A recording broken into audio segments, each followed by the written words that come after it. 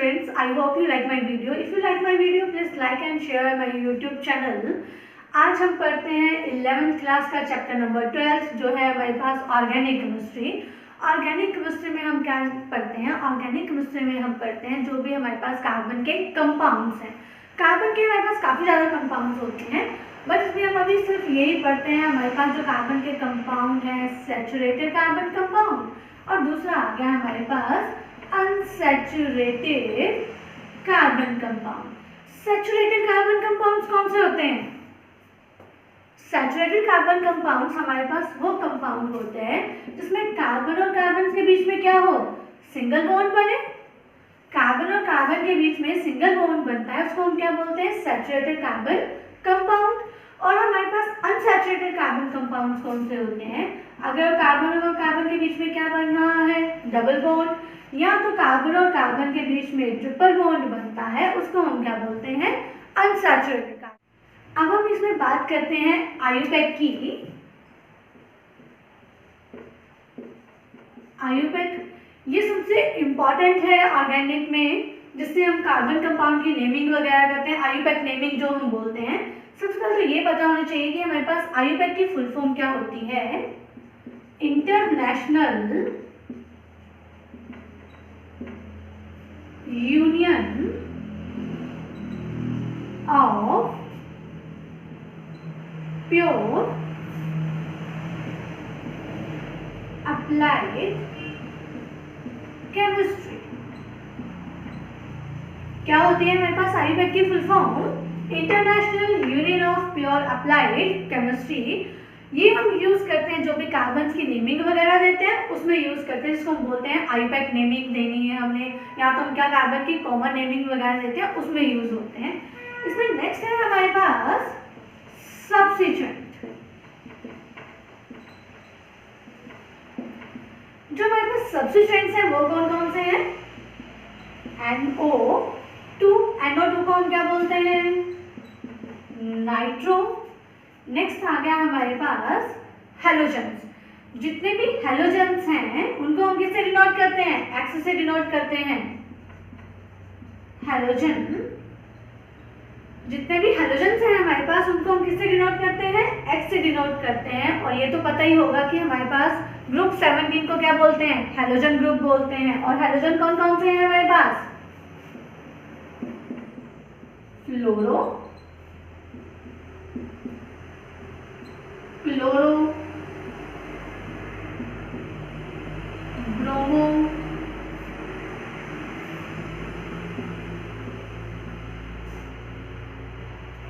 आइडो। ये हमारे पास क्या है? चारों के चारों ये हैं हमारे पास हैलोजेंस। हम इन हैलोजेंस की जगह पे X भी लिख देंगे तब भी कोई प्रॉब्लम नहीं होगी, क्योंकि अगर X लिखा है तो X की जगह कुछ भी आ सकता है। फ्लोरो भी आ सकता है, क्लोरो भी आ सकता है, आइडो भी आ सकता है, ब्रोमो भी आ सकता है। इसीलिए हम हैलोजेंस को किससे डिनोट करते हैं? X से डिनोट करते हैं। नेक्स्ट आ गया हमारे पास N डबल बॉन्ड O, जिसको हम बोलते हैं नाइट्रोसो। फिर आ गया हमारे पास R, जिसको हम बोलते हैं अल्काइल ग्रुप। R को क्या हम बोलते हैं? Alkyl group. R की जगह हम कुछ भी ले सकते हैं। R की जगह हम CH3 भी ले सकते हैं, C2H5 भी ले सकते हैं, या तो हम इसकी जगह बेंजीन रिंग भी ले सकते हैं। R की जगह हम कुछ भी ले सकते हैं, बेंजीन रिंग भी ले सकते हैं हम R की जगह।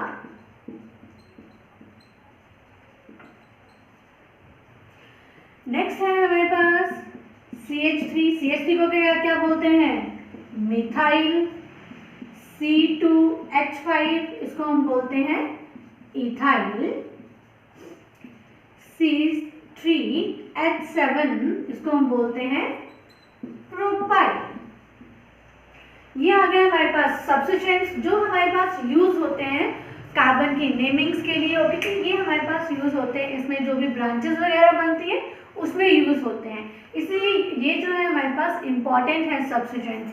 इनके बारे में हमें पता होना चाहिए कि कौन कौन से सब्स्टिट्यूएंट हैं, इनको बोलते हैं क्या है, क्योंकि जब हम ऑर्गेनिक की नेमिंग वगैरह करते हैं तो बच्चों को नहीं पता होता कि हम Cl को क्या बोलते हैं, F को क्या बोलते हैं, NO2 को क्या बोलते हैं, या CH3 को या C2H5 को। मैंने अभी सब्स्टिट्यूएंट्स में बताया कि हमारे पास जो R होता है उसको हम बोलते हैं अल्काइल, CH3 को हम बोलते हैं मिथाइल, C2H5 को हम बोलते हैं इथाइल और C3H7 को हम बोलते हैं प्रोपाइल।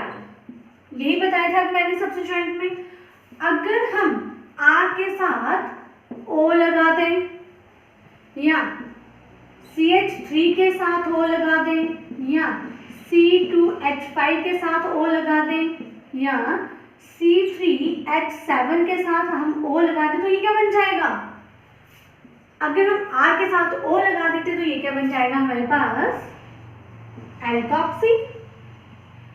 CH3 के साथ O लगा दे तो ये बन जाएगा हमारे पास मिथॉक्सी और C2H5 के साथ O लगा दे तो ये बन जाएगा हमारे पास इथॉक्सी और ये क्या बन जाएगा हमारे पास? प्रोपॉक्सी।